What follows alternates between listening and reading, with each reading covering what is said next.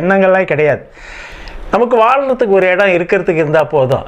அதனால் அந்த இடத்த நம்ம வந்து அரசாங்கமே அதை வந்து விலைக்கு வாங்கி அது ஒரு இடமா கட்டி கொடுத்து அந்த மியூசியம் வைக்கிறதுக்கும் அந்த நேச்சரை நேசிக்கிறதுக்கும் எனக்கு உதவி பண்ணாங்கன்னா போதும். ஏன்னா அந்த இடம் வந்து இப்போ விற்கிற வேண்டிய சூழ்நிலைக்கு வந்துட்டாங்க. நான் வந்து மாணவர்களுக்காக நான் என்னுடைய வாழ்க்கையை சில நேரத்தில் அர்ப்பணிச்சிருக்கிறேன். எவ்வளோ படிக்கிற மாணவர்களுக்காக நான் எவ்வளோ வந்து ஃப்ரீயாக பண்ணிட்டு வரேன் எஜுகேஷனுக்காக.